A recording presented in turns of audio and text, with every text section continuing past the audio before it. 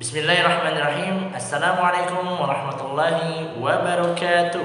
Apa kabar generasi khair ummah? Alhamdulillah luar biasa, tetap semangat. Allahu akbar, Allahu akbar, Allahu akbar.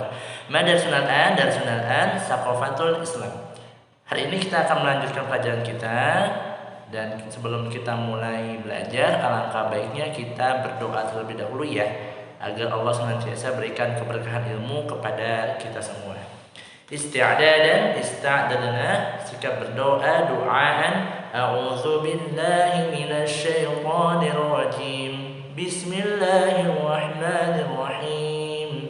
Allahumma anfa'na bima 'allamtana wa 'allimna ma yanfa'una wa zidna ilman nafi'an. Rabbi zidna ilma warzuqna fahma. Amin. Qala Allah Ta'ala fil Qur'anil Karim, Al-yawma akmaltu lakum dinakum wa atmamtu alaikum ni'mati wa raditu lakumul Islam dina. Artinya, pada hari ini telah kusempurnakan untukmu agamamu dan telah kucukupkan nikmatku kepadamu dan telah kuridhai Islam sebagai agama bagimu. Quran surat Al-Maidah ayat 3. Shadaqallahul adzim. Ya, alhamdulillah hari ini kita akan memulai kembali pembelajaran. Antum siapkan modulnya ya. Karena kita akan belajar modul keempat, yaitu pembahasan Al-Quran adalah mukjizat Rasulullah SAW yang hebat.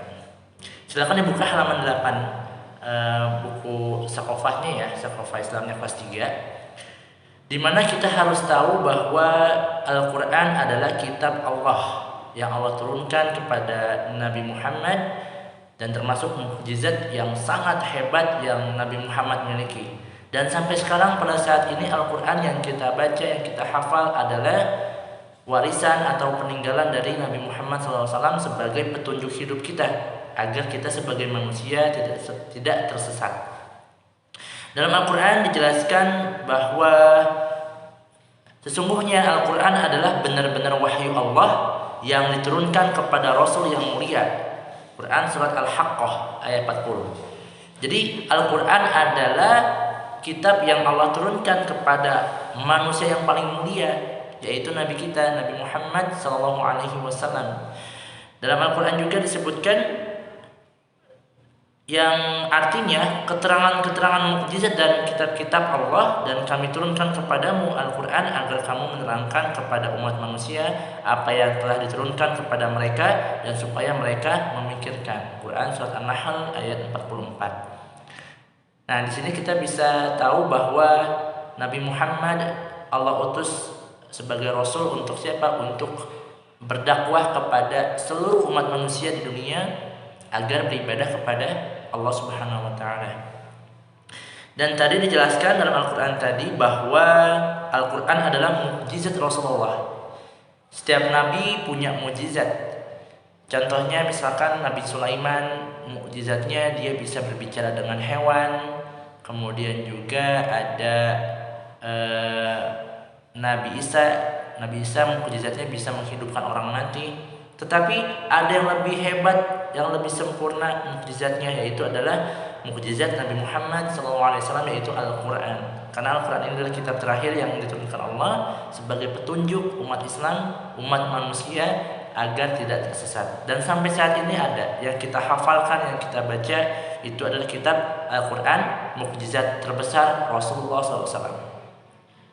Nah, apabila Al-Quran itu berisinya adalah aturan-aturan Allah, kemudian juga petunjuk hidup, bahkan ilmu pengetahuan yang kita pelajari pada saat ini itu ada di Al-Quran. Antum belajar sains, itu di Al-Quran ada. Antum belajar geografi, Al-Quran juga menjelaskan. Antum belajar matematika, Al-Quran juga menjelaskan. Dan sebagai ilmu yang lainnya dan sebagainya, Al-Quran juga menjelaskan ilmu-ilmu di dunia ini ya. Jadi Al-Quran sudah ada. Nah, dimana Al-Quran adalah mukjizat Rasulullah yang masih bisa kita lihat pada saat ini, dan kita sampai saat ini masih berusaha untuk menghafalnya dan juga mengamalkannya dalam kehidupan sehari-hari kita. Ya. Bahkan Al-Quran juga adalah kitab yang tidak akan pernah berubah sampai nanti hari kiamat. Hal ini menandakan bahwa Al-Quran adalah mukjizat Rasulullah yang paling hebat. Dan Al-Quran adalah firman Allah, maka tidak ada satupun yang bisa membuat Al-Quran kecuali hanya Allah saja. Kira-kira antum bisa nggak membuat Al-Quran satu surat saja atau bahkan satu ayat saja? Tidak, karena Al-Quran ini adalah Allah yang langsung menurunkan. Tidak ada yang bisa menandinginya. Dan Al-Quran adalah mukjizat Rasulullah yang paling hebat, karena Al-Quran berisi aturan-aturan Allah yang sangat mulia. Dan barang siapa yang menjalankan perintah Allah dan aturannya, maka akan diberikan ganjaran pahala dan tentunya surga insyaallah nantinya. Dan apabila kita menjalankannya, tentunya Allah akan sangat menyayangi kita. Kita akan diberikan pahala yang sangat besar, yaitu berupa surga. Dan apabila manusia tidak taat kepada aturan-aturan Al-Quran yang Allah sudah berikan petunjuk dan dalam Al-Quran itu, maka manusia akan celaka. Siapa yang mau celaka, yang akan nantinya Allah akan berikan siksa neraka. Nah, siapa yang mau celaka? Insya Allah kita jangan ya. Na'udzubillah min dzalik.